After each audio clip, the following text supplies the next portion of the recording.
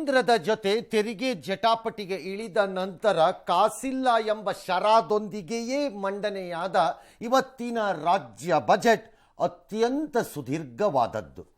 ಹಿಂಗೆ ಹೋಗ್ತಾ ಹೋದರೆ ಫಿನಾನ್ಸ್ ಮಿನಿಸ್ಟರ್ಗಳು ಯಾರು ಬರಲಿ ಭವಿಷ್ಯದಲ್ಲಿ ಒಂದ್ಸರಿ 10 ಅವರ್ಸೋ 12 ಅವರ್ಸೋ ಓದಿದ್ರು ಓದ್ತಾರೆ ಯಾರು ಒಬ್ರು. ಯಾಕೆ ಇದು ಮಾಡ್ತಾ ಇದ್ದೀರಿ ಅಂತ ಅರ್ಥ ಆಗಲ್ಲ. ಇಷ್ಟೆಲ್ಲ ಓದ್ತೀರಿ ಕೂತ್ಕೊಂಡು ಕಷ್ಟಪಟ್ಕೊಂಡು ಅಂತ. ಆಲ್ ರೈಟ್, ಬಜೆಟ್ ಭದ್ರ ಸಿದ್ದರಾಮಯ್ಯನವರ 15 ಅಥವಾ 16ನೇಯ ಬಜೆಟ್ ಇದು ಇವರದ್ದು. ಅಂದರೆ ಆ ದೀರ್ಘಕಾಲ ಇಡೋದು ನನ್ನ ಪ್ರಕಾರ ಅದಷ್ಟು ಸುಲಭ ಅಲ್ಲ ಬೇರೆ ಯಾರು ಮಾಡೋಕ್ಕೆ. ಬಹು ಸಹಜವಾಗಿ ಗ್ಯಾರಂಟಿಗಳಿಗೆ ಹಣವನ್ನು ಮೀಸಲು ಇಡುವ ಅನಿವಾರ್ಯತೆಯ ಮಧ್ಯೆ ತೆರಿಗೆ ಸಂಪನ್ಮೂಲಗಳನ್ನು ಹೆಚ್ಚಿಸಿಕೊಳ್ಳುವ, ಕ್ರೋಢೀಕರಿಸುವ, ರೂಢಿಸುವಂತಹ ಒತ್ತಡದ ಮಧ್ಯೆ ಕೇಂದ್ರದ ಜೊತೆ ತೆರಿಗೆ ಜಟಾಪಟಿಗೆ ಇಳಿದಿರುವುದರಿಂದ ಅಲ್ಲಿಂದ ಹೆಚ್ಚಿನ ನಿರೀಕ್ಷೆಯನ್ನು ಮಾಡದ ಸಂದರ್ಭದಲ್ಲಿ ಇವತ್ತಿನ ಬಜೆಟ್ ಮಂಡನೆಯಾಗಿದೆ. ಪರಿಣಾಮ ಏನಾಗಿದೆ? ಬಜೆಟಲ್ಲಿ 2 ಭಾಗಗಳು. ಮೊದಲನೆಯ ಭಾಗವನ್ನು MLAಗಳು, MPಗಳು, MLCಗಳು ಡ್ಯಾಶ್ ಎಲ್ಲ ಪಟ ತಿರುಗಿಸ್ಕೊತಿರ್ತಾರೆ. ಅವ್ರ ಕಾನ್ಸ್ಟಿಟ್ಯುನ್ಸಿ ಹೆಸರೋ ಜಿಲ್ಲೆ ಹೆಸರೋ ನೋಡೋಕ್ಕೆ ಎಷ್ಟು ಕೊಟ್ಟಿದ್ದಾರೆ ಅಂತ ನೋಡ್ಕೊಳ್ಳೋಕ್ಕೆ. ಆದರೆ ಎರಡನೇ ಭಾಗ ಇರೋದು ಎಲ್ಲ ಸತ್ಯಾಸತ್ಯತೆಗಳು ಅಡಕ್ಕೊಳ್ಳೋದಲ್ಲಿ ಹೋಗ್ಬಿಟ್ಟು ಸಿಗಾಕೊಳ್ಳೋಕ್ಕೆ. ಆ ಪಾರ್ಟ್ ನೋಡಿದ್ರೆ ವಿಪರೀತವಾದಂತಹ ಸಾಲದ ಮೇಲಿನ ಅವಲಂಬನೆ ಹೆಚ್ಚಾಗ್ತಿರೋಂಗೆ ಕಾಣಿಸ್ತಾ ಇದೆ ಮೇಲ್ನೋಟಕ್ಕೆ. ಅದಕ್ಕೆ ಆಮೇಲೆ ಬರೋಣ ಡೀಟೇಲ್ಸ್ ಎಲ್ಲಿದೆ ಏನಿಲ್ಲ, ಗುಡ್ ಏನು ಬ್ಯಾಡ್ ಏನು. ಸಿದ್ದರಾಮಯ್ಯನವರು ಗ್ಯಾರಂಟಿಗಳ ಜೊತೆಗೆ ಅಭಿವೃದ್ಧಿ ಮುನ್ನೋಟ ಅಂತ ಹೀಗಿದ್ದಾರೆ. ಅವರಿಗೆ ಇರುವ ಹಣದಲ್ಲೇ ಅಹಿಂದ ವರ್ಗವನ್ನು ಅಪ್ಪಿಕೊಂಡು ಮೂಲಸೌಕರ್ಯಗಳಿಗೆ ಒತ್ತು ಕೊಡುವಂತಹ ಸರ್ಕಸ್ ಮಾಡಿದ್ದಾರೆ. ಗ್ಯಾರಂಟಿಗಳಿಗಿಂತ ಜನಪ್ರಯೋಜನಗಳು ಬೇರಿಲ್ಲ ಅನ್ನೋ ಕಾರಣಕ್ಕೂ ಏನೋ ಹೊಸ ಯೋಜನೆಗೆ ಕೈ ಹಾಕಕ್ಕಾಗ್ತಿರ್ಲಿಲ್ಲ ಅವ್ರಿಗೆ. ನನ್ನ ಲೆಕ್ಕಾಚಾರದಲ್ಲಿ ವೈ ಅಂತ ಯಾರಾದರೂ ಕೇಳಿದ್ರೆ ಯಾಕೆ ಹಾಕಕ್ಕಾಗ್ತಿರ್ಲಿಲ್ಲ ಅಂತ. ಗ್ಯಾರಂಟಿ ಯೋಜನೆಗಳು ರಾಜಕೀಯವಾಗಿ ಒಂದು ಬ್ರಹ್ಮಾಸ್ತ್ರವೇ ಸರಿ ಇರಬಹುದು. ಹಾಗಾಗಿ ಬಹು ಸಹಜವಾಗಿ ಸಿದ್ದರಾಮಯ್ಯ ಎಂಬ ರಾಜಕಾರಣಿ ಗ್ಯಾರಂಟಿ ಯೋಜನೆಗಳನ್ನು ಪ್ರಕಟ ಮಾಡಿಕೊಂಡ ಮೇಲೆ ಪಕ್ಷದ ಪರವಾಗಿ ಚುನಾವಣಾ ಪೂರ್ವದಲ್ಲಿ ಅದನ್ನು ಕೈ ಬಿಡುವುದಕ್ಕೆ ಸಾಧ್ಯವೇ ಇಲ್ಲ. ಆದರೆ ಆರ್ಥಿಕ ಮಂತ್ರಿಯಾಗಿ ಸಿದ್ದರಾಮಯ್ಯ ಇದ್ದಾರಲ್ಲ, ಅವ್ರಿಗೆ ಗೊತ್ತಾಗಬೇಕದು ಹೊಸ ಯೋಜನೆ ಕೈ ಹಾಕಿದ್ರೆ ಏನಾಗತ್ತೆ ಆ ಪೊಲಿಟಿಕಲ್ ಡಿಸಿಷನ್ನಿನ ಪರಿಣಾಮವಾಗಿ ಅಂತ. ಹಾಗಾಗಿ ಹಾಕಿರಲ್ಲ, ಜಾಗ ಇರಲ್ಲ ಅದಕ್ಕೆ. ವಾರ್ಷಿಕ ಸಾಲದ ಮೊತ್ತ 1,00,000 ಕೋಟಿ ದಾಟಿಬಿಟ್ಟಿದೆ ಈ ಬಾರಿ. ಬಸವರಾಜ ಬೊಮ್ಮಾಯಿ ಇದ್ದಂಥ ಸಂದರ್ಭದಲ್ಲಿ ರೌಂಡ್ 85-87 ಕ್ರೋರ್ಸ್ ಇದ್ದಿದ್ದಂಥದ್ದು ಇವರೇ ಮಂಡಿಸಿದ ನಂತರದ ಬಜೆಟ್ ಮಧ್ಯಂತರದಲ್ಲಿ 97, 96, 97, 95 ಬಂದಿದ್ದು ಇದೀಗ 1,00,000 ದಾಟಿ ಕೂತಿದೆ. But the finance minister says, ವಿತ್ತ ಮಂತ್ರಿಗಳು ಆದ ಮುಖ್ಯಮಂತ್ರಿಗಳು ಹೇಳ್ತಾರೆ, ಈ 2 ವರ್ಷದಲ್ಲಿ ತೆರಿಗೆ ಸಂಗ್ರಹ ಹೆಚ್ಚಿಸುವ ವಿಶ್ವಾಸದೊಂದಿಗೆ ನಾವು ಇದನ್ನು ಮಾಡ್ತೀವಿ. No, it won't happen like that ಅಂತ. 2 ವರ್ಷದಲ್ಲಿ ನಿಮಗೆ ತೆರಿಗೆ ಸಂಗ್ರಹ ಹೆಚ್ಚಾಗಬಹುದು, ನಾನು ಆಗಲ್ಲ ಅಂತ ಹೇಳಲ್ಲ. ಬಟ್ ಅವತ್ತಿನ ಡಿಮಾಂಡ್ಗೂ ಅದೇ ರೀತಿ ಮತ್ತೆ ಸಾಲಕ್ಕೆ ಹೋಗಿರ್ತೀರಿ ಮತ್ತು ಅವತ್ತಿನ ಡಿಮಾಂಡ್ ತಕ್ಕಂತೆ ಅದೇ ರೀತಿ ಎಕ್ಸ್ಪೆಂಡಿಚರ್ ರೈಸ್ ಆಗಿರುತ್ತೆ.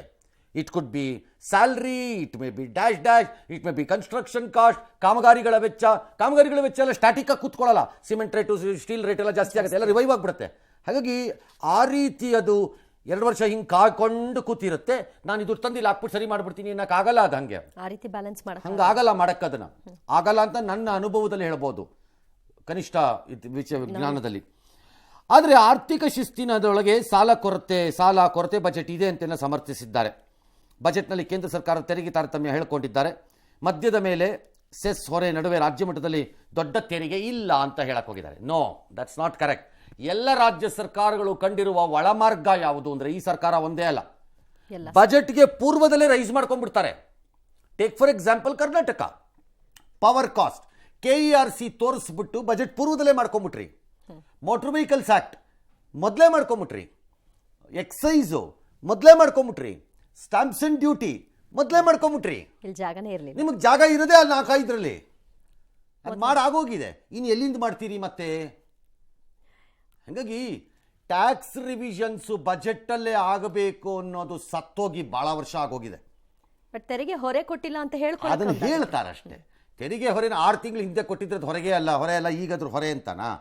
ಹಂಗಲ್ಲ, ಅದು ಸ್ಟಿಲ್ ಹಂಗೆ ಹೇಳಿದ್ದಾರೆ. ಇರಲಿ, ಗ್ಯಾರಂಟಿಗಳಿಗೆ 52,000 ಕೋಟಿ ಇಟ್ಟಿದ್ದಾರೆ, ನಿಲ್ಲಲ್ಲ ಅಂತ. ನಿಲ್ಸಕ್ಕಾಗಲ್ಲ. ಸೂಯಿಸೈಡ್ ಅವ್ರೇನಾದ್ರು ಗ್ಯಾರಂಟಿ ನಿಲ್ಲಿಸ್ಲಿ ನೋಡೋಣ, ಸೂಸೈಡ್ ಅವಾಗ ಮಾತಿಗೆ ತಪ್ಪಿದ ಮಗ ಆಗ್ಬಿಡ್ತಾರೆ ಹೌದು ಅಲ್ವಾ. 5 ವರ್ಷ ಅಂತ ಹಂಗಾಗಲ್ಲ ಅದು ಮಾಡೋಕ್ಕೆ. ಈ ಮೂಲಕ ಅದನ್ನೇ ಲೋಕಸಭೆಯಲ್ಲೂ ಗ್ಯಾರಂಟಿ ಲಾಭ ಅಂತ ಅವ್ರು ಅನ್ಕೊಂಡಿದ್ದಾರೆ. ಆಗ್ಬೋದು, ಆಗದೆ ಇರ್ಬೋದು, ಐ ಹ್ಯಾವ್ ನೋ ಐಡಿಯಾ. ನಂಗೆ ಗೊತ್ತಿಲ್ಲ ಅದು ಜನ ಅದನ್ನು ಹೆಂಗೆ ಸ್ವೀಕಾರ ಮಾಡ್ತಾರೋ ನಂಗೆ ಗೊತ್ತಿಲ್ಲ. ಅಥವಾ ಗ್ಯಾರಂಟಿ ಕೊಟ್ಟಿರೋದು ರಾಜ್ಯ ಸರ್ಕಾರ, ಅದಕ್ಕೆ ನಿಮಗೆ ಮತ ಕೊಟ್ಟಾಗಿದೆ, ನಾವು ನಿಮ್ಮನ್ನು 5 ವರ್ಷ ಬಿಟ್ಟಿರ್ತೀವಿ, ಈಗ ನಾವು ಮತ ಕೊಡ್ತಿರೋದು ಲೋಕಸಭೆಗೆ, ನಾವು ಅದನ್ನು ಬೇರೆ ಬೇರೆ ಆಧಾರದ ಮೇಲೆ ಕೊಡ್ತೀವಿ ಅಂತಲೂ ತೀರ್ಮಾನ ಮಾಡ್ಬೋದು. ಇದನ್ನೇ ಇಟ್ಕೊಂಡು ಇದನ್ನೇ ಅಲ್ಲಿ ಕೊಡ್ತೀವಿ ಅಂತಲೂ ಇಲ್ಲದೆ ಇರ್ಬೋದು, ಗೊತ್ತಿಲ್ಲ ಏನು ಮಾಡ್ತಾರೆ. 3-4 ಗಂಟೆ ಬಜೆಟ್ ಓದಿದ್ದಾರೆ ಸಾಹೇಬರು. ಮದ್ಯಪ್ರಿಯರ ಮೇಲೆ ರಾಜ್ಯ ಸರ್ಕಾರ ಮತ್ತೊಮ್ಮೆ ಗ್ಯಾರಂಟಿ ಹೊರೆಯನ್ನು ಹೊರಿಸಿದೆ. ಈ ಬಾರಿಯ ಬಜೆಟ್ನಲ್ಲಿ ಮದ್ಯದ ಬೆಲೆ ಹೆಚ್ಚಿಸಲಾಗಿದೆ. ಕೆಲವೊಂದು ಬ್ರ್ಯಾಂಡ್ಗಳ ಬೆಲೆ ಹೆಚ್ಚಳ ಆಗ್ತಾ ಇದೆ. ಬಿಯರ್ ಬೆಲೆ ಹೆಚ್ಚಾಗುವ ಸಂಭವ ಕೂಡ ಇದೆ. ಆದರೆ ಎಷ್ಟು ರೂಪಾಯಿ ದರ ಹೆಚ್ಚಳ ಮಾಡ್ತಾ ಇದ್ದಾರೆ ಅನ್ನೋದ್ರ ಬಗ್ಗೆ ಹೇಳಿಲ್ಲ. ಆದರೆ ಅಬಕಾರಿಯಿಂದ 38,525 ಕೋಟಿ ಆದಾಯವನ್ನು ರಾಜ್ಯ ಸರ್ಕಾರ ನಿರೀಕ್ಷೆ ಮಾಡ್ತಾ ಇದೆ. ಇದು ಕಳೆದ ವರ್ಷಕ್ಕೆ ಹೋಲಿಕೆ ಮಾಡಿದ್ರೆ 2,525 ಕೋಟಿ ಹೆಚ್ಚು. ಆದರೆ ಕಳೆದ ವರ್ಷದ ಗುರಿಯನ್ನೇ ತಲುಪಿಲ್ಲ ಎನ್ನುವುದು ವಿಶೇಷ. ರಾಜ್ಯದ ಒಟ್ಟು ಸ್ವಂತ ತೆರಿಗೆಯಲ್ಲಿ ಅಬಕಾರಿ ಪಾಲು 20% ಎನ್ನುವುದು ಗಮನಾರ್ಹ. ಇನ್ನು ರಾಜ್ಯದಲ್ಲಿ ಹೊಸದಾಗಿ ಫೈರ್ ಸೆಸ್ ಜಾರಿ ಮಾಡಲಾಗ್ತಾ ಇದೆ. ಅಗ್ನಿಶಾಮಕ ಇಲಾಖೆಯ ಕಾರ್ಯದಕ್ಷತೆ ಹೆಚ್ಚಿಸೋಕೆ ಹೊಸದಾಗಿ ನಿರ್ಮಾಣವಾಗುವಂತಹ ಬಹುಮಹಡಿ ಕಟ್ಟಡಗಳಿಗೆ ಆಸ್ತಿ ತೆರಿಗೆಯ ಜೊತೆಗೆ 1% ಫೈರ್ ಸೆಸ್ ಜಾರಿ ಮಾಡಲಾಗುತ್ತೆ ಅಂತ ಬಜೆಟ್ನಲ್ಲಿ ಉಲ್ಲೇಖ ಮಾಡಿದ್ರು. ಇದಕ್ಕೆ ಸಹಜವಾಗಿಯೇ ವಿರೋಧ ಬಂತು. ಇದೇ ವೇಳೆ ಆನ್ಲೈನ್ ವಹಿವಾಟುಗಳ ಮೇಲೆ ಸೆಸ್ ವಿಧಿಸಿ, ಅಂದ್ರೆ ಇ ಕಾಮರ್ಸ್ ಕಾರ್ಮಿಕರ ಕಲ್ಯಾಣಕ್ಕೆ ಬಳಸ್ತೀವಿ ಅಂತ ಹೊಸದಾಗಿ ನೋಂದಣಿಯಾಗುವ ವಾಣಿಜ್ಯ ಸಾರಿಗೆ ವಾಹನಗಳಿಗೂ ಕೂಡ ಸುಂಕ ವಿಧಿಸಿ ಅದನ್ನ ಅಸಂಘಟಿತ ಕಾರ್ಮಿಕರ ಕಲ್ಯಾಣಕ್ಕೆ ಬಳಸ್ತೀವಿ ಅಂತ ಹೇಳಿದ್ದಾರೆ. DCM ಆಯಿತು, ಒಳ್ಳೆ CM ಆಯಿತು. ಬಿಲ್ ಬಂದಾಗ ತಿಳ್ಕೊಳ್ಳೋಕ್ಕೆ ಬಜೆಟ್ನಲ್ಲಿ ಯಾಕೆ ಹಾಕಕ್ಕೆ ಹೋದ್ರಿ? ನಿಮಗೆ ಜ್ಞಾನ ಬೇಡವ ಹಂಗಾರೆ? ಸೆಸ್ ಎಷ್ಟಾಗ್ತೀವಿ ಅಂತ ಹೇಳೋದು ಬಿಲ್ ಬಂದಾಗ ತಿಳ್ಕೊಳ್ಳೋದ್ರೆ ಬಿಲ್ಲಲ್ಲೇ ಹೇಳ್ಕೋಬೇಕಾಗಿತ್ತು, ಇಲ್ಲಿ ಯಾಕೆ ಹೇಳಕ್ಕೆ ಹೋದ್ರಿ? ಕ್ಲಾರಿಟಿ ಇರಬೇಕು. ಪಕ್ಕದಲ್ಲಿ ಕೂತ್ಕೊಂಡು DCM ಅದು ಬಿಲ್ಲಲ್ಲಿ ಗೊತ್ತಾಗತ್ತೆ. ಒಳ್ಳೆ ಕತೆ ಆಯ್ತಲ್ಲ, ಹಾಕಿದ್ಮೇಲೆ ಎಷ್ಟು ಹಾಕ್ತೀರಿ ಎಷ್ಟೊಂದು ಗೊತ್ತಾಗಬೇಕಪ್ಪ, ಅದು ಕ್ಲಾರಿಟಿ ಬೇಡವಾ ನಿಮಗೆ? All right. ಅಬಕಾರಿ 20% ಆಫ್ ಯುವರ್ ರೆವಿನ್ಯೂ, ನಿಮ್ಮ ಆದಾಯದ 20%ಗೆ ಬಂದಿದೆ.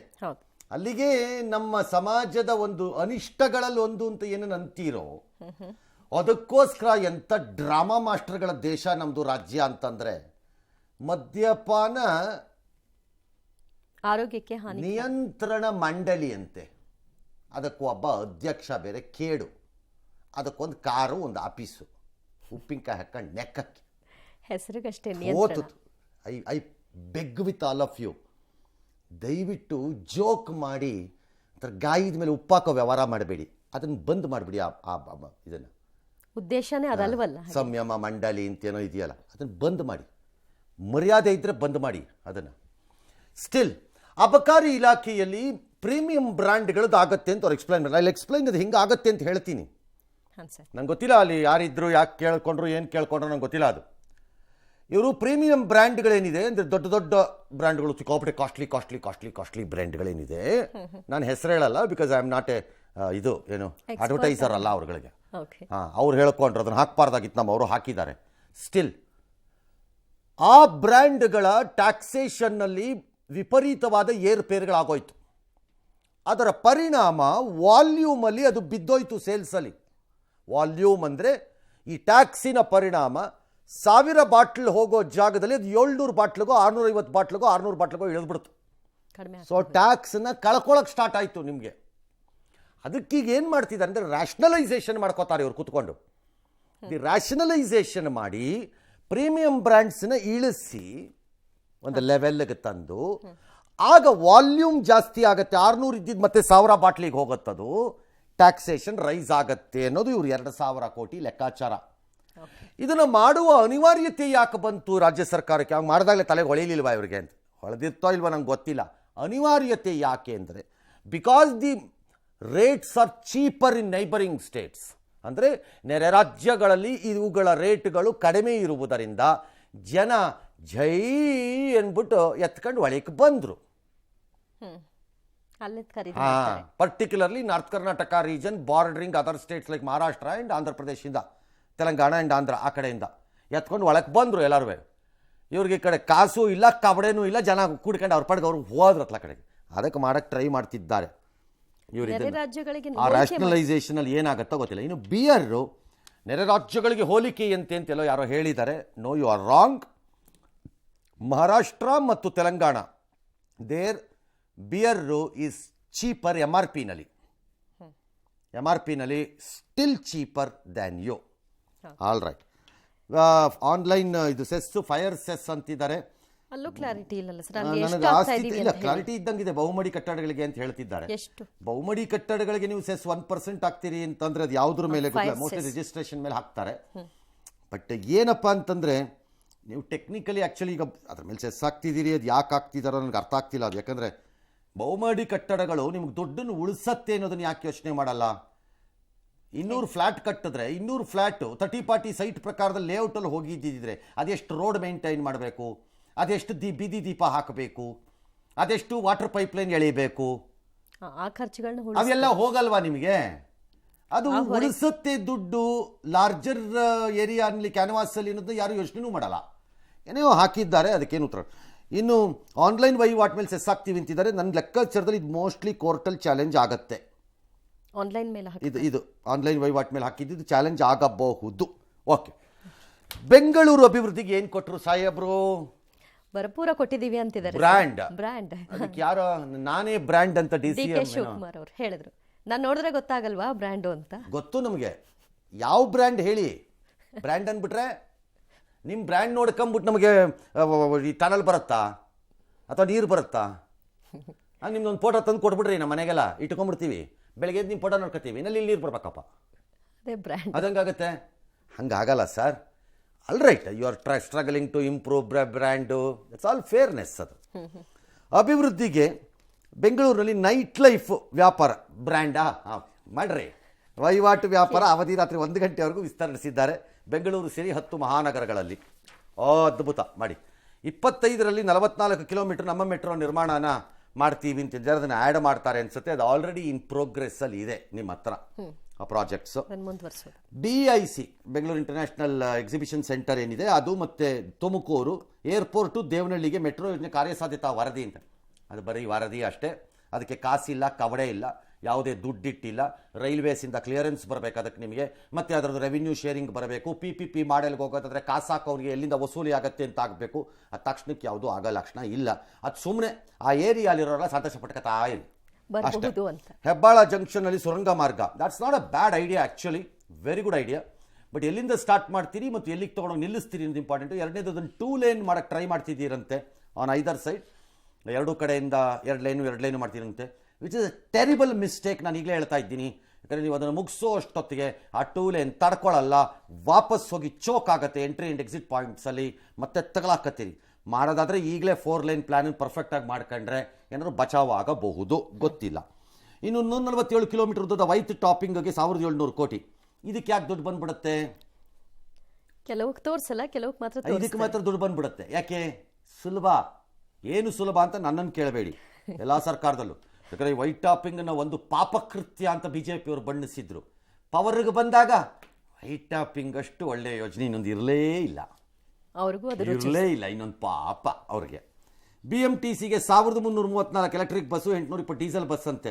ಇದೇನು ಸ್ಟೇಟೇ ಬೈ ಮಾಡ್ತಿರೋ ಅಥವಾ ಸೆಂಟ್ರಲ್ ಸ್ಕೀಮ್ ಯಾವ್ದಾದ್ರು ಬರುತ್ತೋ ಗೊತ್ತಿಲ್ಲ ಇದು ನನಗೆ. ಇಲ್ಲದೇ ಇದ್ರೂ ಗೌರ್ಮೆಂಟ್ ಆಫ್ ಇಂಡಿಯಾ ಈಗಾಗಲೇ ಒಂದು ಪಾಲಿಸಿ ಡಿಸಿಷನ್ ಮಾಡ್ದಂಗಿದೆ. ಮುಂದಿನ 5ರಿಂದ 7 ವರ್ಷದ ಒಳಗಡೆ ದೇಶದಲ್ಲಿ ಸಾರ್ವಜನಿಕ ಸಾಗಣೆ, ಪರ್ಟಿಕ್ಯುಲರ್ಲಿ ಪಬ್ಲಿಕ್ ಟ್ರಾನ್ಸ್ಪೋರ್ಟಲ್ಲಿ ಬಸ್ಸುಗಳು ಡೀಸೆಲಲ್ಲಿ ಇರ್ಕೂಡ್ದು ಅನ್ನೋ ತೀರ್ಮಾನಕ್ಕೆ ಬಂದ್ಬಿಟ್ಟಿದ್ದಾರೆ. They have to be electric ಅನ್ನೋ ನಿರ್ಧಾರಕ್ಕೆ ಬಂದ್ಬಿಟ್ಟಿದ್ದಾರೆ ಕೇಂದ್ರ ಸಾರಿಗೆ ಮಂತ್ರಾಲಯ. ನಾನು ಹೇಳ್ತಿರೋದು ಹೆದ್ದಾರಿ ಮತ್ತು ಸಾರಿಗೆ ಮಂತ್ರಾಲಯ. ಕುಡಿಯುವ ನೀರು ಕಾವೇರಿ 5ನೇ ಹಂತದ ಕಾಮಗಾರಿ 5500 ಕೋಟಿ ಅಂತಿದ್ದಾರೆ. 5ನೇ ಹಂತ, 6ನೇ ಹಂತ, 7ನೇ ಹಂತ ಅದೆಷ್ಟು ದಿನ ಮಾಡ್ತಿರೋ ಮಾಡ್ರಿ, ನೋಡೇ ಬಿಡೋಣ. ನಾನು ನೋಡ್ತೀನಿ ಅದನ್ನು. ಅದು ನೆವರ್ ಎಂಡಿಂಗ್. ನಿಮಗೆ BBMP ವ್ಯಾಪ್ತಿಯ 110 ಹಳ್ಳಿಗಳಿಗೆ ಕುಡಿಯುವ ನೀರು 200 ಕೋಟಿ. ಇದನ್ನು ನನಗೆ 10 ವರ್ಷದಿಂದ ಅದನ್ನು ಮಾಡಿದ್ದರಿಂದ ಕೇಳಿಸ್ಕೊಂಡು ಕಿವಿಯೆಲ್ಲ ಸೀಸಾ ಬಿದ್ದೋಗಿದೆ, ಸೀಸಾ ಬಿದ್ದು ತೂತಾಗೋಗಿದೆ. ನನಗೆ ಸಾಕಾಗಿದೆ. 20 ಲಕ್ಷ ಆಸ್ತಿಗಳ ತೆರಿಗೆ ದಾಖಲೆ ಡಿಜಿಟಲೀಕರಣ ಮಾಡಿದ್ದಾರೆ. That's a very good idea ನನ್ನ ಪ್ರಕಾರದಲ್ಲಿ. ಮಾಡಿ ಎ ಬೆಟರ್ ಕಲೆಕ್ಷನ್ ಆಗಬೇಕು. ಇದರ ಜೊತೆಗೆ ಟ್ರಾಫಿಕ್ ಸಮಸ್ಯೆ ನಿವಾರಣೆಗೂ ಅತ್ಯಾಧುನಿಕ ತಂತ್ರಜ್ಞಾನವನ್ನು ತರ್ತೀವಿ ಅಂತ ಇದ್ದಾರೆ. ಏನು ಹತ್ರ ಸಿಗ್ನಲ್ ಕಂಟ್ರೋಲ್ ಸಿಸ್ಟಮ್ ಅಂದರೆ ಗೊತ್ತಿಲ್ಲ, ಮಾಡಿ ನೋಡೋಣ. ಇದೊಂದು ಹಾಕ್ಕೊಳ್ಳೇ ಇಲ್ಲ ನೀವು ಸರ್ಕಾರದವರು. ಯಾವ್ದು ಸರ್?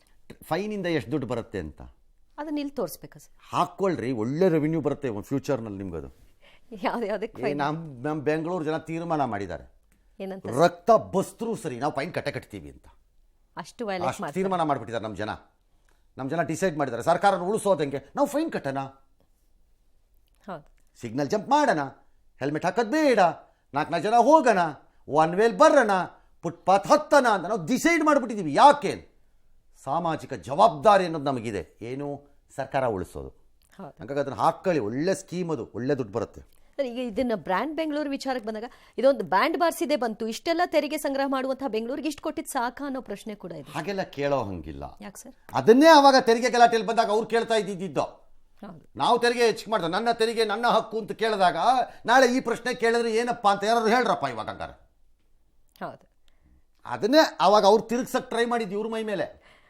ಆಗ ಸರಿ ಇದ್ದಿತ್ತು. ನಮ್ಮ ತೆರಿಗೆ ನಮ್ಮ ಹಕ್ಕು. ಈಗ ಬೆಂಗಳೂರಿನ ನಾಳೆ ಕೂತ್ಕೊಂಡು ವಿಧಾನಸೌಧದ ಮುಂದೆ ಕೂತ್ಕೊಂಡು ನಮ್ಮ ತೆರಿಗೆ ನಮ್ಮ ಹಕ್ಕು ಅಂತ ಕೂತ್ರೆ ಏನು ಮಾಡ್ತೀರಿ? ಕೇಳಲೇಬೇಕಲ್ಲ. It doesn't work like that quid pro ಕೋನಲ್ಲಿ ಅಂತ ನಾನು ಅವತ್ತೇ ಹೇಳಿದೆ. ಹೆಂಗೆ ಕ್ವಿಟ್ ಪ್ರೋ ಕೋಲ್ ವರ್ಕ್ ಆಗಲ್ಲ ಇದು ಅಂತ. ಅಫ್ಕೋರ್ಸ್ ಕರ್ನಾಟಕಕ್ಕೆ ಬರಬೇಕಾದ ದುಡ್ಡು ಬರುತ್ತೆ, ಬರಬೇಕು, ಅದು ಪ್ರಶ್ನೆ ಬೇರೆ. ಬಟ್ ಬೆಂಗಳೂರಿನಲ್ಲಿ ನೀವು ಮೂಲಭೂತ ಸೌಕರ್ಯಗಳನ್ನು ಹೆಚ್ಚಿಸದಿದ್ದರೆ, ರಿಪೇರಿ ಮಾಡಿಕೊಳ್ಳದಿದ್ದರೆ ಬ್ಯಾಂಗ್ಳೂರ್ ವಿಲ್ ಕೊಲ್ಯಾಪ್ಸ್, ಬೀಳತ್ತೆ.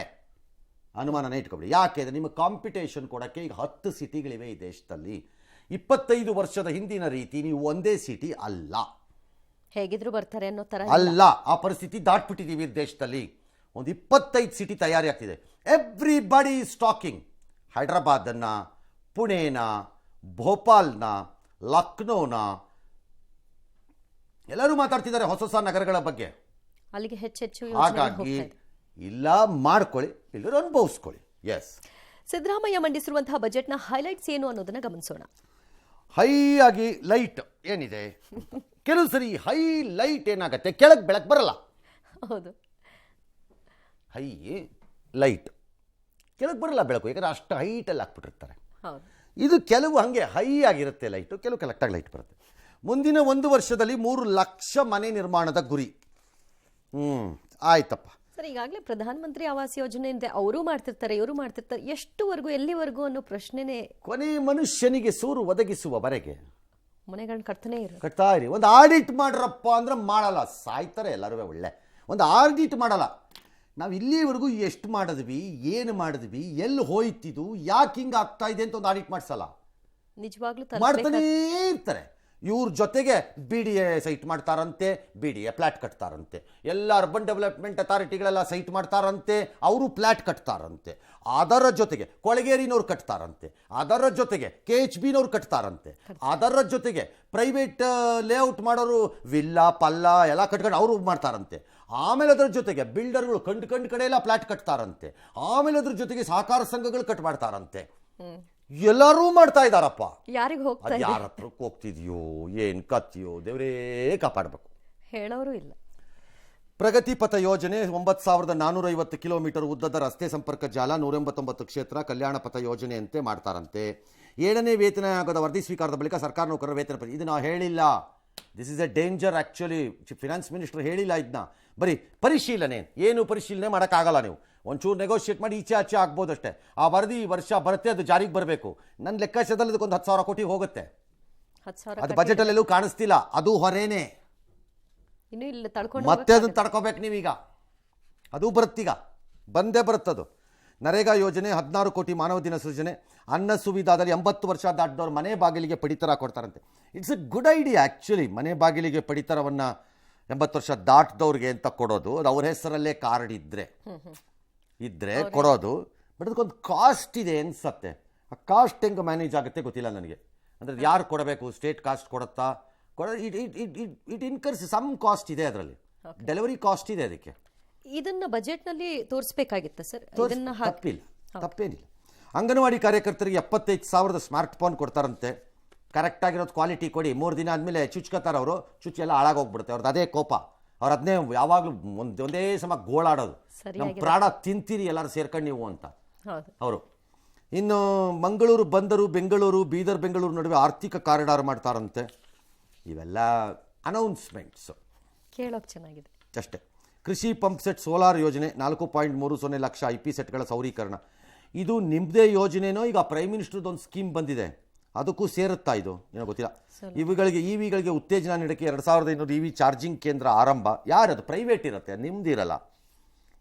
ಪ್ರೈವೇಟ್ನವ್ರು ಮಾಡ್ತಾರೆ ಅದನ್ನು. ನೀವು ಮಾಡ್ಕೊಂಡು ಕೂತ್ರೆ ಆಗಲ್ಲ, ವರ್ಕ್ ಆಗಲ್ಲ ಅದು. ಅದರಿಂದ ನಿಮ್ಗೇನು ಕಾಸು ಖರ್ಚಿಲ್ಲ. ಶಿವಮೊಗ್ಗ, ವಿಜಯಪುರ, ಬೆಂಗಳೂರು ಗ್ರಾಮಾಂತರದಲ್ಲಿ ಫುಡ್ ಪಾರ್ಕು. ಗೊತ್ತಿಲ್ಲ, ಜಮೀನು ಹೊಡೆಯೋ ವ್ಯವಹಾರ ಆದರೆ ಮಾಡ್ಕೊಳ್ಳಿ, ಯಾರ್ಯಾರಿಗೆ ಬೇಕೋ ಅವ್ರವ್ರು ಸ್ಯಾಂಕ್ಷನ್ ಮಾಡ್ಕೊಳ್ಳಿ, ಜಮೀನು ಹೊಡೆಯೋ ವ್ಯವಹಾರ ಆದರೆ.